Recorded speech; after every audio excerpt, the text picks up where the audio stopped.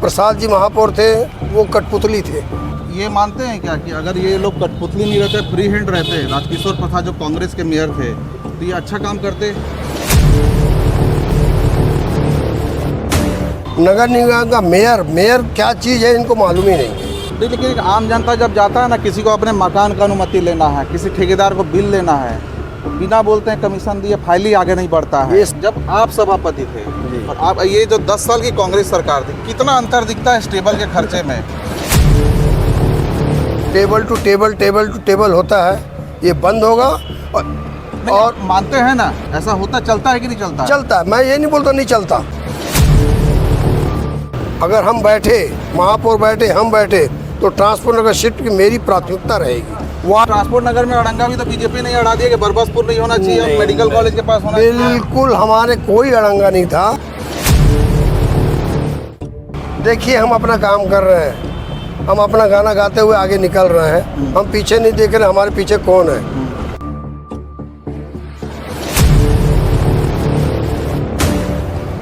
छत्तीसगढ़ में नगरीय निकाय चुनाव और पंचायत चुनाव पूरे चरम पर है।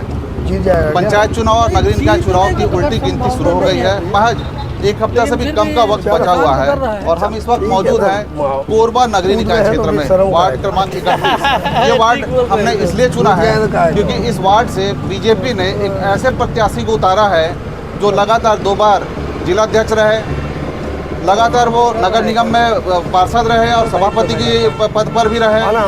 बीजेपी ने एक ऐसे प्रत्याशी को अपना कैंडिडेट बनाया है जिन्होंने लोकसभा और विधानसभा की चुनाव में प्रत्याशी की जीत की रणनीति बनाई और उन्होंने जीत को सुनिश्चित किया। कोरबा में अगर कमल खिलाने की बात की जाए तो इस प्रत्याशी ने अपना बड़ी भूमिका निभाई, रणनीति बनाई, लेकिन इस बार इस नगरीय निकाय चुनाव में बीजेपी ने उन्हें प्रत्याशी बनाया है और वो अपने जीत की रणनीति अब खुद तैयार कर रहे हैं। वार्ड नंबर 31 से इस बार बीजेपी ने अशोक चौलानी जो पूर्व जिलाध्यक्ष थे, पूर्व नगर निगम के सभापति थे, आज हम उनसे बात करेंगे। भैया स्वागत है न्यूज़ कट टू कट में आपका। Thank you. कैसा चल रहा है चुनाव प्रचार? चुनाव प्रचार बहुत ही बढ़िया चल रहा है। इस बार भारतीय जनता पार्टी ने वार्ड क्रमांक 31 से मुझे प्रत्याशी बनाया गया। मैं आपको बता दूं, पार्टी मुझे चुनाव लड़ा रही है। अब तक तो मैं चुनाव लड़वाते आ रहा था, चाहे पिछले 2 लोकसभा हो, 3 विधानसभा हो। इस बार पार्टी ने बोला आपको वार्ड चुनाव लड़ना है, तब मैं वार्ड चुनाव लड़ रहा हूँ। और इस वार्ड के सभी मतदाताओं को मैं धन्यवाद दूँगा कि मुझे पूरा सहयोग उनसे मिल रहा है। हमारे व्यूवर्स को थोड़ा ये भी बताइए, अपने बारे में बताइए, आपकी राजनीति कैसे शुरू हुई? और आपने तो पूरे ज़िले में कमान संभाल रखा था, हर जगह आपके पिल्लर होंगे, ये चुनाव कितना अहम है आपके लिए? देखिए, हर चुनाव चाहे छोटा हो चाहे बड़ा हो, सभी अहम होते हैं। मेरी राजनीति शुरुआत 1985 से हुई। पहले मैं बूथ का सदस्य, बूथ का अध्यक्ष, फिर हमारे यहाँ मंडल रहता, मंडल में भी बना। पुराना बिलासपुर जिला था जिसके अंतर्गत आज 5 जिले आते हैं। मैं युवा मोर्चा में अपनी शुरुआत किया और युवा मोर्चा बिलासपुर का मैं जिले का कोषाध्यक्ष रहा। जिले के कोषाध्यक्ष के बाद मैं सभी दायित्व को निभाया। 2 बार जिला अध्यक्ष, 1 बार जिला का उपाध्यक्ष, 3 बार जिला का कोषाध्यक्ष और अभी वर्तमान में मैं प्रदेश कार्यकारिणी का सदस्य हूँ। ऐसी क्या स्थिति आ गई कि आपको आपके वार्ड से इस बार प्रत्याशी बनाना पड़ा? इससे पहले भी बीजेपी के पार्षद थे। अमूमन ये देखा जाता है राजनीति में कि अगर पिछला पार्षद अच्छा काम किया तो उसको रिपीट कर दिया जाए। देखिए, हर चीज़ की रणनीति होती है पार्टी के पास जी। तो उस रणनीति के तहत मुझे उतारा गया है। और ऐसा नहीं है कि कार्यकर्ता यहाँ नहीं थे, बहुत अच्छे कार्यकर्ता थे, 6-7 कार्यकर्ता थे, लेकिन पार्टी की कोई रणनीति रही होगी। उन्होंने बोला सामान्य सीट है और मैं विगत 10 सालों से वार्ड क्रमांक 31 में रह रहा हूँ, तो उन्होंने मुझे यहाँ का प्रत्याशी बना। चुनाव छोटा हो चाहे बड़ा हो, पार्टी का आदेश मेरे लिए सर्वोपरि है। पिछले 10 साल से अगर बात करें जाए, पिछले 10 साल से कांग्रेस का महापौर है कोरबा नगर निगम में, कांग्रेस की सत्ता है। क्या माना जाए पार्टी ने इस गढ़ में सेंध लगाने के लिए अशोक चौलानी को मैदान में उतार दिया क्या? ऐसी बात नहीं है। पिछले 10 वर्षों से कांग्रेस ने पूरे नगर निगम को बहुत पीछे छोड़ दिया। आप किस टाइप का पीछे छोड़ा, थोड़ा बताइए, खुल के बताइए। आप तो नगर निगम को काफ़ी करीब से देखे हैं, आप तो सभापति रहे हैं। देखिए, यहाँ पे जो भी महापौर रहा, जैसे पूर्व में प्रसाद जी महापौर थे, वो कठपुतली थे। इसलिए विकास नहीं हो पाया। उससे पहले उनकी मंत्री जी की धर्मपत्नी थी। कठपुतली की डोर किसके हाथ में थी? मंत्री जी के हाथ में थी। अच्छा, साफ साफ है। इससे पहले मंत्री जी की धर्मपत्नी थी। तो जहाँ कंट्रोल रहता है वहाँ विकास नहीं हो पाता। अब किसी को आप फ्री हैंड छोड़े तो वहाँ विकास होता है। वहाँ यहाँ पे कठपुतली का कहने के बाद कोई दूसरा पीछे से कोई दूसरा चला आ रहा था, इसलिए मैं बोल रहा हूँ, इसलिए उसने विकास किया ही नहीं। यहाँ तक कि आपने कांग्रेस के बड़े नेताओं ने, मैं तो कहूँगा कि माननीय मंत्री जी ने भी बोला हमसे गलती हो गई इसको महापौर बना के। ये मानते हैं क्या कि अगर ये लोग कठपुतली नहीं रहते, फ्री हैंड रहते, राजकिशोर प्रसाद जो कांग्रेस के मेयर थे, तो ये अच्छा काम करते? देखिए, अब वो मैं तो नहीं कहूँगा कि अच्छा काम करते या नहीं करते, लेकिन जो हुआ वो सामने दिख रहा है। जो हुआ वो सामने सबको दिख रहा है। नहीं, लेकिन ये बीजेपी का हमेशा आरोप रहा है कि कठपुतली रहे, रबर स्टाम्प रहे। महापौर पे ये आरोप लगातार बीजेपी लगाती है। मान लीजिए फ्री हैंड दे दिया जाता तो क्या विकास होता? फ्री हैंड में क्या महापौर काम करता? देखिए, फ्री हैंड में उसके विवेक के ऊपर है कितना काम कर सकता है। हर व्यक्ति को फ्री हैंड छोड़ा जाए, रबर स्टाम्प न रखा जाए तो उसके ऊपर विवेक के ऊपर करता कि कितना काम, काबिलियत क्या है, कर पा रहा नहीं करो तो वो तो गर्व में था। जो बीत गया उसका हम क्या गाएं, वो क्या कर पाता हम क्या बताएं। होता करता तो मालूम पड़ता। पिछले 10 साल के कार्यकाल में कोई 5 काम ऐसे हैं जो लगता है कि शहर में अच्छे काम हुए कांग्रेस ने? क्योंकि देखिए हर जगह अच्छाई बुराई है, तो कांग्रेस में ऐसे कोई काम होंगे जो आपके जहन में होंगे कि हाँ ये 2-4 काम तो बहुत अच्छे करवाए कांग्रेस के मेयर ने?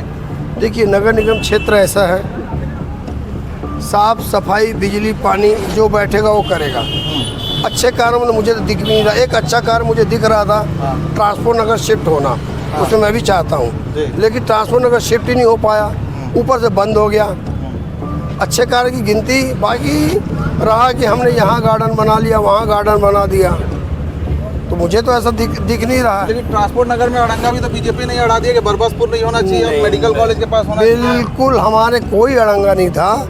मुझे मालूम है, प्रेस कॉन्फ्रेंस में मैं भी था, हमने अड़ंगा नहीं डाला था। हमने वहाँ पे जो भूमि का जो अधिग्रहण था या भूमि का जो आपत्ति थी वो उस पर डाला।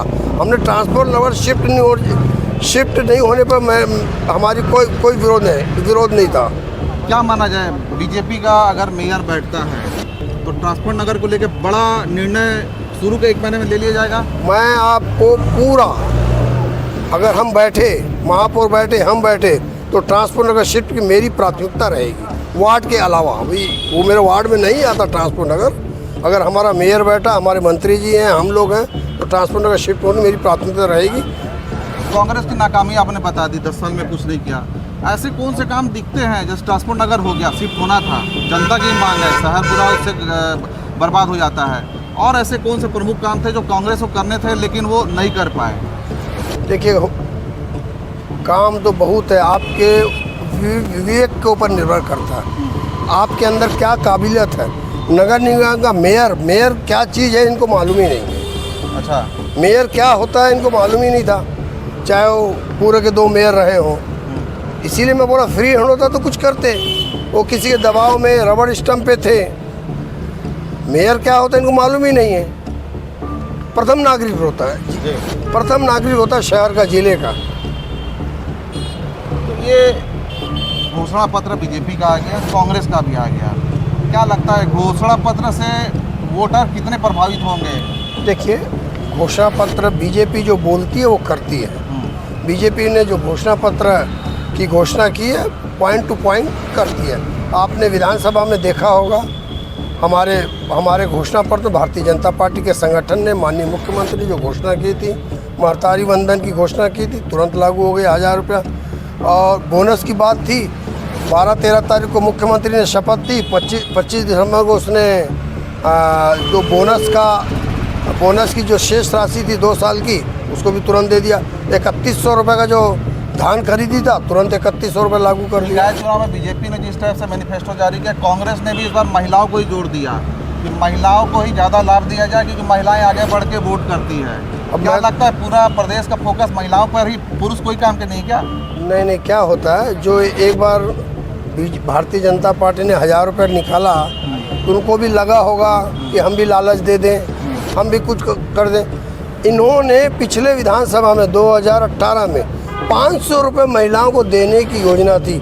अब योजना का नाम शायद सरस्वती योजना थी कि क्या योजना थी, लक्ष्मी योजना थी, मुझे अब याद नहीं आ रहा है। 5 साल में इन्होंने उस योजना को लागू ही नहीं किया। 500 रुपये देने का, 5 रुपये तो दे देते, और 500 रुपये को छोड़ो 5 रुपये दे देते महिलाओं को।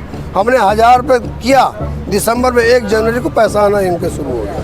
क्षेत्र की अगर विकास की बात की जाए, मैनिफेस्टो आ गया, बीजेपी ने भी कर दिया दावा, कांग्रेस ने भी कर दिया दावा, लेकिन अब निगम में रह चुके हैं। एक जनता ने ये पूछा कि अगर चौधरी जी से अगर बात करिएगा तो एक सवाल जरूर करिए कि निगम में जो आम जनता को दिक्कत आता है, टेबल टू टेबल जो खर्चा लगता है, कांग्रेस सरकार में कितना बढ़ गया? देखिए, हमने साफ हमारे मंत्री जी ने भी, हमारे महापौर प्रत्याशी ने, स्वयं मैंने भी किया। निगम में अगर हम लोग बैठेंगे तो आपको विश्वास दिलाता हूँ, आम जनता को भी विश्वास देता हूँ, नगर निगम क्षेत्र को भी विश्वास देता हूँ, ये टेबल टू टेबल होता है, ये बंद होगा। और मानते हैं ना, ऐसा होता चलता है कि नहीं चलता? चलता है, मैं ये नहीं बोलता नहीं चलता, ये मैं कदापि नहीं चलता है, चलता होगा, चल रहा होगा उसको अपन। आप जब सभापति थे तब क्या स्थिति थी, और अब कांग्रेस के आने के बाद क्या स्थिति हो गई? जब मैं सभापति था तो ऐसा कुछ था ही नहीं। माननीय लखन देवांगन जी महापौर थे, मैं उनका सभापति था। लखन देवांगन जी ने जो काम किया, उस काम को पूरी जनता आज तक नहीं भूली है। आप भी उस पर विश्वास करोगे। लखन देवांगन जी बनने के बाद कटघोरा विधानसभा चुनाव लड़े तो वहाँ से जीत के आए, due to name Lakhanlal Dewangan. आज 2023 में जयसिंह के खिलाफ चुनाव लड़े, आज तक इतिहास में भारतीय जनता पार्टी इतने वोट से नहीं जीते जो 27,500 वोट से लखन देवांगन जीते। अगर इससे भ्रष्टाचार किया रहता तो कैसे जीतते? लेकिन आम जनता जब जाता है ना, किसी को अपने मकान का अनुमति लेना है, किसी ठेकेदार को बिल लेना है, तो बिना बोलते हैं कमीशन दिए फाइल ही आगे नहीं बढ़ता है। ये सब में सुधार होगा, पूरा एक खिड़की योजना होगा। आपको एक बार आने की एक बार आप आवेदन दीजिए, आपको उसको आप सिस्टम करेंगे, आप अपना अनुमति लीजिए। बस एक सवाल है कि जब आप सभापति थे और आप ये जो 10 साल की कांग्रेस सरकार थी, कितना अंतर दिखता है स्टेबल के खर्चे में?